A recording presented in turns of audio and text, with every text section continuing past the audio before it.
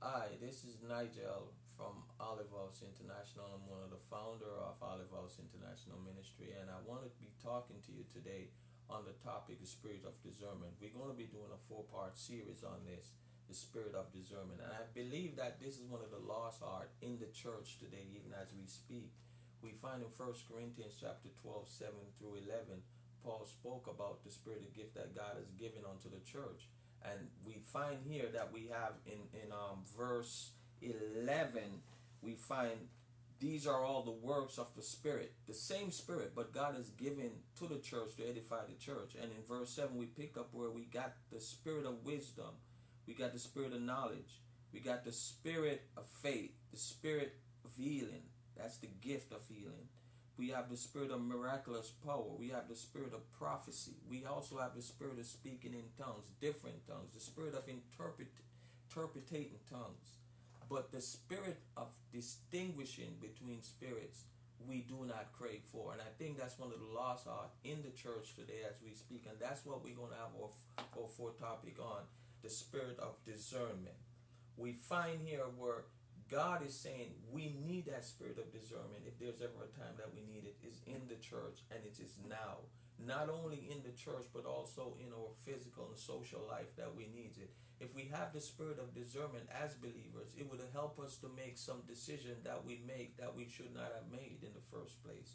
When we looked up going into covenants, we're looking at going into partnership, we're going into some things that we should not. Had it been the spirit of discernment was real and alive in our life, we would not have made those choices.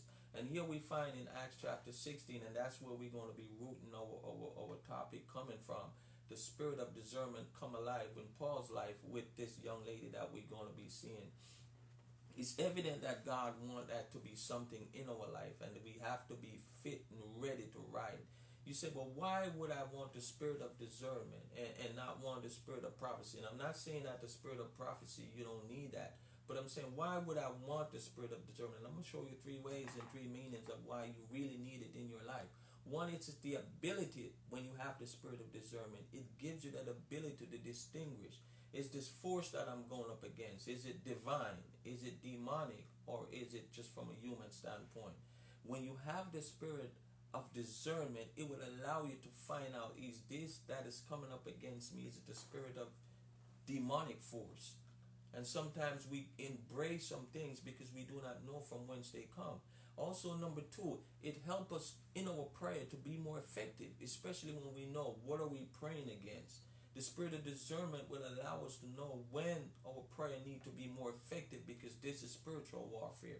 This is not something only in the physical, and this is not divine, meaning it's coming from our Lord Jesus Christ, but it is a demonic force. And three, it also gives us that demonic free. We're free from all demonic oppression, both in the physical and in the natural. And so the spirit of discernment is something that we really need. And if there ever a time that we need to crave for that, it is now.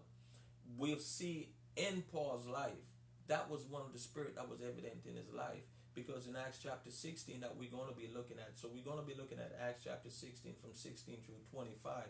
And we're going to see how the manifestation of the spirit of discernment was proven in Paul's life.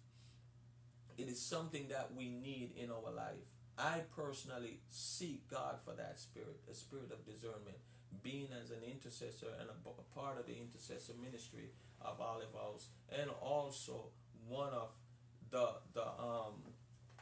the main thing that we do here is to pray and to want to see people free. And that's one of the process that we want to do in this process and what God is doing in our life. And so that is one of the spirit that is free and reigning in our life. It's the spirit of discernment. Well, we're going to pick up next week, and we're going to go into these verses, and we're going to see how this spirit can be discerning, because you have to have that spirit, because some spirit crept in unaware that we do not know. We don't even aware of what's going on. And if we don't see that spirit and have the spirit of discernment in us, we will not know when we're coming up against demonic force. And we will think this is from the Lord when it's not. This is from a humanistic standpoint when it's not. It is demonic. And so the spirit of discernment is here, and God has given it to the church and to the body of people for us to know. I pray that when we meet again next week, when we pick up and start going in to see how it manifests itself, the spirit of discernment, you'll be able to draw that into your life and it become natural and become a way of life for you seeking that spirit to become a part in your life. God bless until next time we meet. Bye-bye.